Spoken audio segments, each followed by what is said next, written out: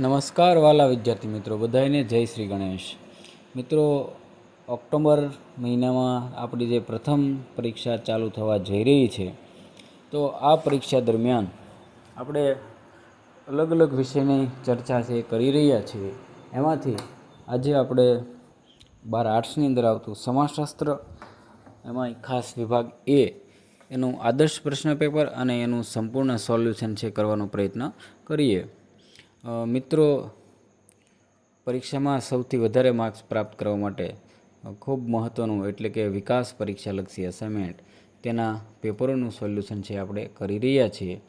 એમાં સૌથી પહેલાં આપણે જોઈએ તો સમાજશાસ્ત્રનું આખું જે પ્રશ્નપત્ર પરિરૂપ છે તે તો આપણા અભ્યાસક્રમની અંદર પાઠ 1 થી 5 રહેલા છે. વિભાગ એ છે એ આપણો યોગ્ય વિકલ્પવાળો છે. બી છે એ 1 માર્કના ઉત્તર આપો, એ પણ 10 માર્કનો છે. પહેલો છે 20 માર્કનો છે. સીની અંદર આવશે આપેલ પ્રશ્નોના ટૂંકમાં ઉત્તર લખો, જે 20 માર્કની અંદર છે. ડી વિભાગ છે એ મુદ્દાસર ઉત્તર લખો, એટલે કે 3 ગુણનો કોઈ પણ 10 પ્રશ્ન એટલે 30 માર્કે.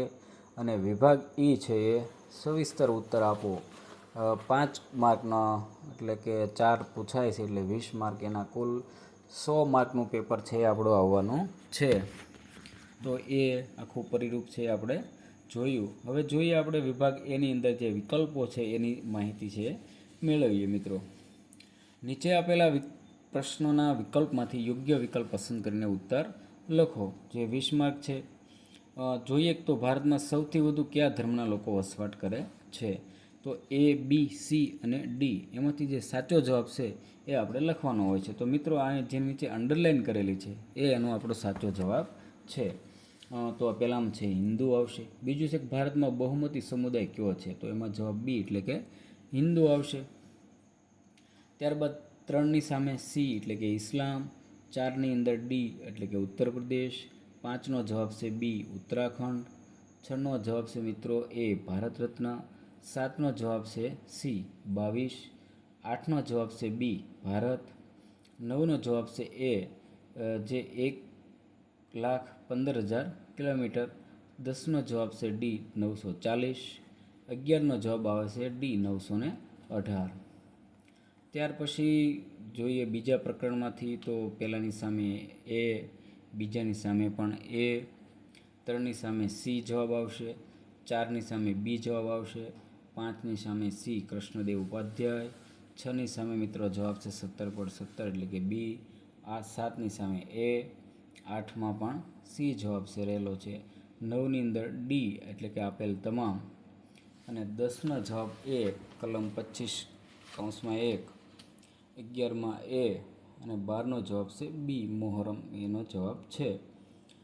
13નો જવાબ છે મિત્રો બી ઇમામ, 14માં સી ચર્ચ, 15માં ડી પોપ, 16માં એ ત્રિપિટક, 17માં બી અવેસ્તા અને 18માં પારસી. તો આ રીતે એનો જવાબ છે રહેલો છે. ત્યારબાદ છે પ્રકરણ 3, એમાં જોઈએ પહેલું તો એમાં છે બી 16.02, બીજામાં ડી, 3નો એ, ચોથામાં છે મિત્રો સી જવાબ અને 5મામાં પણ એ જવાબ રહેલો છે. ત્યારબાદ જોઈએ છઠ્ઠા ક્રમ ઉપર જે છે તેનો જવાબ, એમાં બી દ્વિતીય, 7માં ડી ડૉક્ટર વેરિયર ઓલ્વેન અને 8ની અંદર આવે છે સી ડૉક્ટર ઓરવેલ વેલિયન, 9નો જવાબ છે ડૉક્ટર બિજરાજ ચૌહાણ, 10ની અંદર આવે છે બી જવાબ અનુસૂચિત જનજાતિ, 11માં જવાબ છે બી કાકા સાહેબ કાલેલકર અને 12ની અંદર જવાબ આવે છે બી મંડલ, 13નો જવાબ છે એમ શ્રીનિવાસ અને 14ની અંદર આવે છે બક્ષી કમિશન. તો એ રીતે પ્રકરણની વાત જોઈએ. હવે પ્રકરણ 4ની વાત કરીએ તો પહેલાંની સામે સી 972, બીજામાં એ 954, 3માં આવશે સી 940, 4માં બી 918, 5માં બી મિઝોરમ, છઠ્ઠાનો મિત્રો જવાબ છે ડી પંજાબ અને 7માં આવે છે કન્યાઓને એટલે કે એ, 8માં સી, ત્યારબાદ 9ની અંદર આવે છે એ, 10નો જવાબ છે બી, 11નો જવાબ જોઈએ તો અહીં તમે જોઈ શકો કે સી ચંદ્રિકાબેન રાવલ, 12નો જવાબ છે સી ઈસવીસન 2001, 13માં જવાબ છે ડી એટલે કે 1971. 14નો જવાબ એ 1990. તો એ પ્રકરણ 4ની ચર્ચા કરી. હવે જોઈએ પ્રકરણ 5. એમાં એકની સામે બી, બીજાની સામે એ, 3ની સામે સી વૈશ્વિકરણ, ચોથાની સામે આવે છે બી એટલે કે 2, ત્યારબાદ 5મો છે એની સામે સી, છઠ્ઠાનો સામે જૂથલક્ષી એટલે કે એ, 7મામાં પણ એ જવાબ આવશે.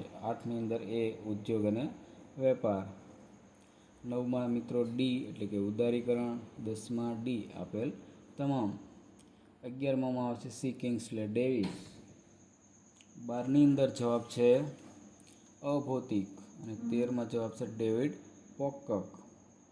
તો આ રીતે એનો જવાબ છે.